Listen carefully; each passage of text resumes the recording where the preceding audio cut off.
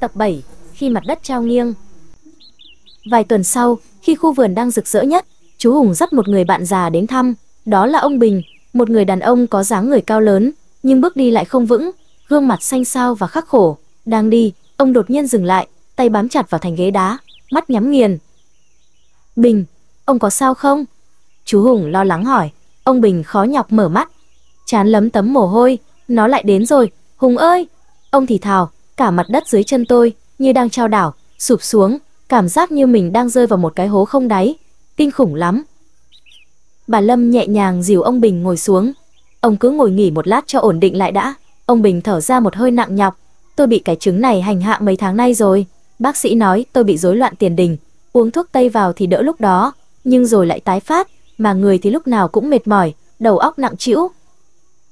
Ông mô tả thêm về nỗi đau của mình. "Nó không chỉ là chóng mặt, cảm giác như có một cái gì đó bên trong đầu mình đang quay cuồng, không chịu nghe lời mình nữa. Mỗi lần đứng dậy là một lần sợ hãi, sợ mình sẽ ngã quỵ, đêm ngủ cũng không yên, cứ mơ thấy mình đang chênh vênh trên vách đá." Bà Lâm gật đầu, tỏ vẻ thấu hiểu. Trong y học cổ truyền, chứng bệnh của ông được gọi là huyễn vựng. Huyễn là hoa mắt, vựng là chóng mặt. Nguyên nhân thì có nhiều, nhưng thường là do khí huyết trong người không điều hòa. Bà nhìn ông Bình một cách cẩn trọng. "Ông cho tôi xem mạch và lưỡi được không?" Sau khi xem xét kỹ lưỡng, bà Lâm nói: "Mạch của ông hơi yếu, rêu lưỡi trắng và dày. Đây là biểu hiện của đàm thấp phải ngưng trệ ở bên trong. Ông có cảm thấy đầu mình nặng nề như bị quấn một cái khăn ướt không?" Ông Bình gật đầu lia lịa. "Đúng vậy, chính xác là cảm giác đó.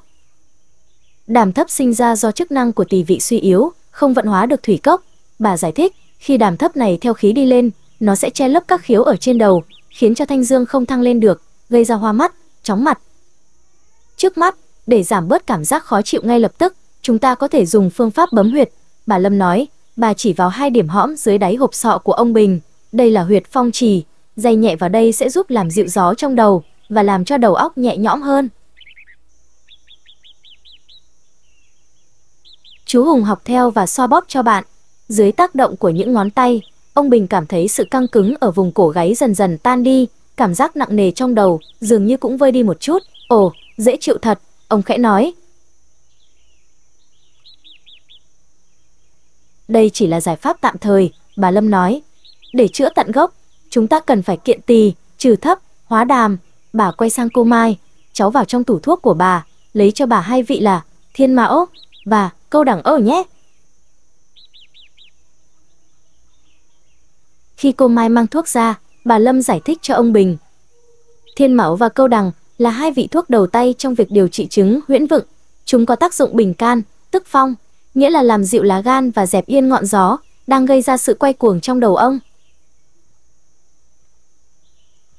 Bà lấy thêm một vị thuốc nữa, còn đây là Bán Hạ. Bà nói, vị này có tác dụng táo thấp hóa đàm rất mạnh, sẽ giúp làm khô sự ẩm ướt, loại bỏ cảm giác nặng nề, u uất trong đầu ông. Chị Thanh và chú Hùng giúp bà Lâm sắp một thang thuốc, gồm 3 vị trên. Mùi thuốc bắc đặc trưng lan tỏa khắp gian nhà, một mùi hương vừa đắng nhẹ, vừa ấm áp, mang theo cảm giác của sự chữa lành. Ông Bình uống bát thuốc đầu tiên, vị đắng ngắt, nhưng ông uống một hơi cạn sạch với tất cả niềm hy vọng. Chiều hôm đó, ông cảm thấy cơn chóng mặt không còn dữ dội như trước, cơn bão trong đầu ông dường như đã lặng đi đôi chút. Vài ngày sau, Lan về thăm, thấy mẹ đang chăm sóc cho một bệnh nhân mới, cô rất quan tâm. Sau khi nghe mẹ giải thích về đàm thấp và can phong, Lan liền lấy máy tính bảng ra tra cứu. Mẹ ơi, thật đáng kinh ngạc, Lan reo lên.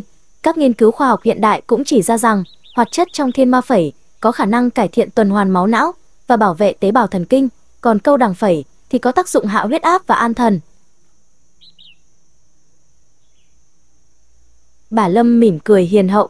Khoa học hiện đại giúp chúng ta giải thích cơ chế, còn sự thông thái của tổ tiên giúp chúng ta biết cách sử dụng.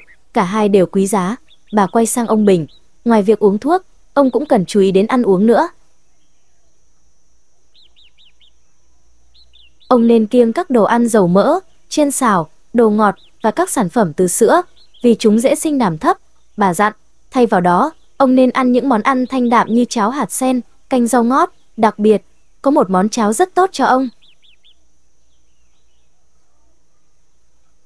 Đó là cháo trần bì, bà nói. Trần bì chính là vỏ quýt phơi khô, nó có mùi thơm, vị cay đắng, tính ấm, có tác dụng làm cho tỳ vị khỏe lên và hóa giải đàm thấp rất hiệu quả. Chỉ cần cho vài lát vào nấu cùng cháo trắng là được. Mỗi ngày, ông Bình đều kiên trì uống thuốc và ăn cháo trần bì. Dần dần, ông cảm thấy người nhẹ nhõm hơn, cái khăn ướt vô hình quấn quanh đầu ông dường như đã được tháo gỡ. Ông có thể đi lại trong vườn mà không cần người dìu. Một buổi sáng, ông thấy bà Lâm đang tập những động tác chậm rãi, khoan thai trong sân. Đây là khí công, bà nói. Những động tác này giúp điều hòa khí huyết, làm cho tâm trí tĩnh lặng. Nó rất tốt cho chứng bệnh của ông.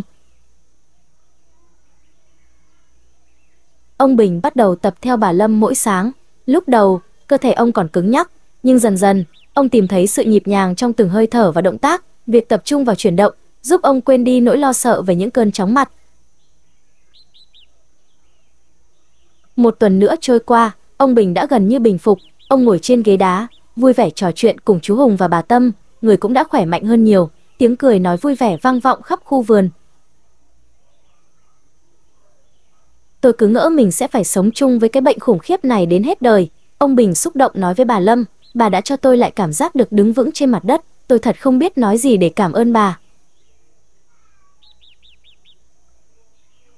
Bà Lâm mỉm cười, ông không cần cảm ơn tôi, hãy cảm ơn những vị thuốc lặng thầm và cảm ơn chính cơ thể của ông đã có đủ sức mạnh để tự chữa lành. Sự bình yên thực sự đến từ sự cân bằng của đất trời và sự hài hòa bên trong mỗi chúng ta.